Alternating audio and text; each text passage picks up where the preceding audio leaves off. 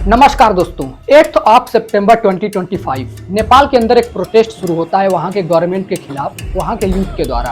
और देखते ही देखते ये प्रोटेस्ट इतना भयानक और इतना बड़ा सीरियस हो जाता है कि वहां पे 22 लोगों की जान चली जाती है इस प्रोटेस्ट के दौरान। और साथ ही वहां के केपी शर्मा ओली जो वहां के प्रधानमंत्री है, उनको इस्तीफा देना पड़ता है और उनके घर तक को आग के हवाले कर दिया जाता है दोस्तों इस प्रोटेस्ट में।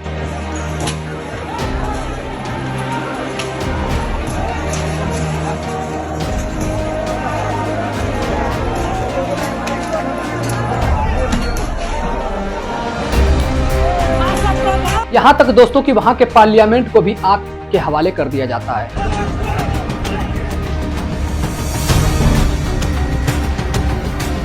खबरें निकल कर आती है दोस्तों कि वहां की गवर्नमेंट ने सोशल मीडिया प्लेटफॉर्म्स जिसमें कि गूगल, फेसबुक, इंस्टाग्राम, व्हाट्सएप आदि प्लेटफॉर्म जो बड़े सोशल मीडिया प्लेटफॉर्म्स है, इन सारे प्लेटफॉर्म को नेपाल के अंदर बैन कर दिया जाता है, जिसके बाद से प्रोटेस्ट देखने के लिए मिलता है। लेकिन सोचने वाली और गौर करने वाली बात यहाँ पे है दोस्तों कि क्या सिर्फ सोशल मीडिया बैन हो जाने की वजह से इतने बड़े प्रोटेस्ट हो गए जिसमें कि इतने लोग की जान चली जाती है।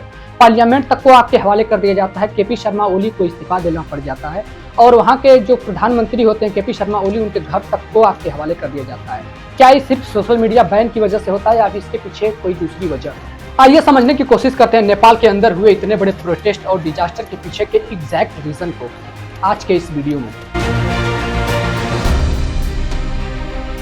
बेसिकली देखा जाए दोस्तों तो नेपाल के अंदर हुए इतने बड़े प्रोटेस्ट का जो जड़ है वो है करप्शन, इनइक्वालिटी और यूथ का फ्रस्ट्रेशन अपने ही गवर्नमेंट के खिलाफ। क्योंकि नेपाल के अंदर अनएम्प्लॉयमेंट रेट हाई है और वहाँ के जो यूथ हैं 15 साल से लेकर 29 साल तक वो 20% तक अनएम्प्लॉयड हैं। और साथ ही दोस्तों कोविड के बाद से नेपाल के अंदर जो उनका इकोनॉमिक क्राइसिस है वो भी बढ़ा है। साथ ही दोस्तों Nepal international corruption perception index 2024 के हिसाब से 110th रैंक पे है, जहाँ पॉलिटिशियन और बिजनेसमैन पब्लिक के फंड को लूट रहे हैं, जिससे वहाँ के यूथ को लग रहा है कि वहाँ की जो गवर्नमेंट है वो नेपोटिज्म और क्रोनिज्म से भरी हुई है, इसलिए वहाँ पे अनएम्प्लॉयमेंट रेट ज्यादा है और उनकी जो एजुकेशन है वो भी बेकार जा रही है। इन सारे मुद्दों को लेकर सोशल मीडिया पे गवर्नमेंट के खिलाफ वहाँ के जो यूथ होते हैं एक कैंपेन चला रहे होते हैं, एंटी करप्शन मूवमेंट, जिसमें कि वो वहाँ के जो नेता होते हैं, जो लीडर्स होते हैं, उनके बेटों और उनकी फैमिली मेंबर्स के लग्जरियस लाइफ को ट्रोल कर रहे होते हैं कि किस प्रकार से वो जनता के पैसे लूट कर अपनी लग्जरी लाइफ को इंजॉय कर रहे हैं। और इस चीज के लेके पीसफुली मूवमेंट जो चल रहा होता है सोशल मीडिया पे, इस चीज को रोकने के लिए जो वहाँ की गवर्नमेंट होती है, जो नेपाल गवर्नमेंट होती है, इस सोशल मीडिया ऐप्स पे बैन लगा देती है ताकि ये मूवमेंट को रोका जा सके। वहाँ के प्रोटेस्टर्स में बहुत ही ज्यादा गुस्सा भर जाता है और वहाँ के जो यूथ होते हैं वो बहुत ज्यादा गुस्से में आ जाते हैं। और जो प्रोटेस्ट ऑनलाइन पीसफुली चल रहा होता है उसके बाद से लोगों में इतना गुस्सा आता है कि वो अगले ही दिन यानी 8 सितंबर को लोग सड़कों पे भारी संख्या में उतर जाते हैं।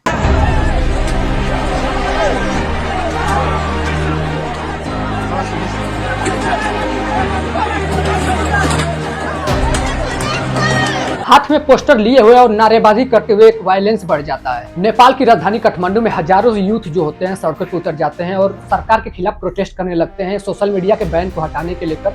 और साथ ही दोस्तों सरकार में हो रहे करप्शन की इन्वेस्टिगेशन को लेकर के वो नारेबाजी करने लगते हैं और आगे बढ़ने लगते हैं पार्लियामेंट की तरफ। पुलिस जो है प्रोटेस्टर्स को रोकने की और समझाने की कोशिश करती है, लेकिन वहाँ पे पुलिस के साथ झड़प हो जाती है प्रोटेस्टर्स का। और इसमें क्या करती है पुलिस, वहाँ पे ओपन फायर करने लगती है, जिसमें 19 से ज्यादा लोग अपनी जान गंवा देते हैं और सैकड़ों लोग घायल हो जाते हैं, जिससे जो भीड़ होती है और भी ज्यादा गुस्से में आ जाती है और भी ज्यादा आक्रामक हो जाता है माहौल वहाँ का। इसके बाद जो यूथ प्रोटेस्टर्स होते हैं पुलिस के ऊपर पथराव करने लगते हैं और पेट्रोल बम से हमला करने लगते हैं। उसके बाद वो पार्लियामेंट के अंदर दाखिल हो जाते हैं दोस्तों, और दाखिल होने के बाद पूरे पार्लियामेंट को आग के हवाले कर देते हैं।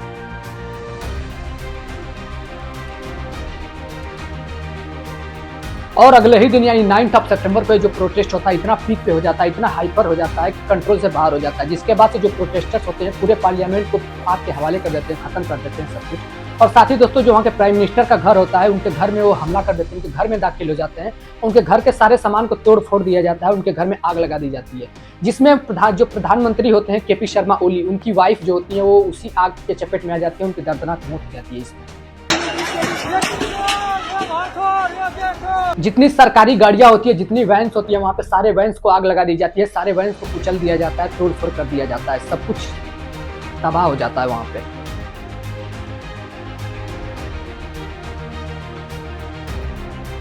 इस तरह के हालात को देखते हुए वहां के प्रधानमंत्री के साथ साथ होम मिनिस्टर और बाकी काफी मंत्री भी इस्तीफा देते हैं अपने पद से और देश छोड़ने का फैसला कर लेते हैं। प्रधानमंत्री और उनके मंत्रियों के इस्तीफा के बाद यानी अगले दिन यानी 10 सितंबर को जो सोशल मीडिया पे बैन होता है उसको हटा दिया जाता है और इसके बाद प्रेसिडेंट इंटरिम गवर्नमेंट अपॉइंट करने की तैयारी होने लगती है।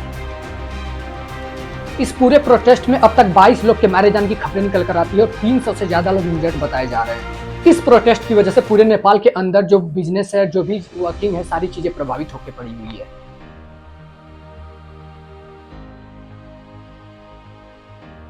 मंत्रियों के इस्तीफे के बाद कंट्री में इंटरिम गवर्नमेंट फॉर्म होने में टाइम लग सकता है अभी, बट इस प्रोटेस्ट ने गवर्नमेंट को पूरी तरह से एक्सपोज कर दिया और बाकी वायलेंस से कंट्री डिवाइडेड हो गई।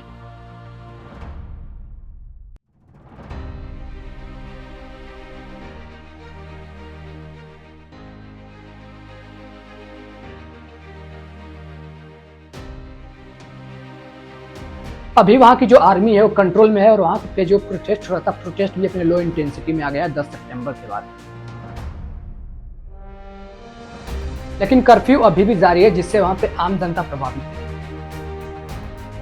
दूसरी तरफ देखा जाए दोस्तों तो नेपाल हमारा पड़ोसी देश है और जिसकी वजह से जो हमारा इंडिया गवर्नमेंट है उन्होंने अपना कंसर्न एक्सप्रेस किया है बॉर्डर इश्यूज को लेकर और ट्रेड को लेकर, क्योंकि अगर वायलेंस बढ़ता है तो जो इनस्टेबिलिटी है वो इंडिया को अफेक्ट कर सकती है बॉर्डर इश्यूज को लेकर।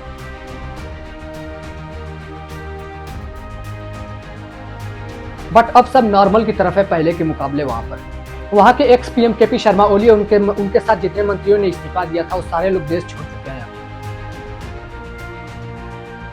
दोस्तों नेपाल के इस प्रोटेस्ट ने दिखा दिया कि जो यूथ की आवाज है वो कितनी पावरफुल है। ये करप्शन के खिलाफ एक ऐसी लड़ाई जिसने मजबूर कर दिया सरकार को गिरने पर और सरकार को देश छोड़कर भागने पर और पूरे सिस्टम को बदल कर रख दिया।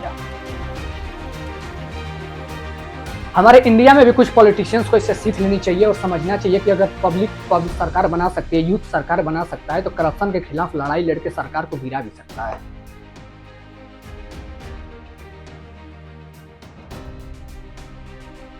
अपनी राय कमेंट बॉक्स में जरूर देना और चैनल पर नए हो तो प्लीज सब्सक्राइब करके बेल आइकन जरूर ऑन करना।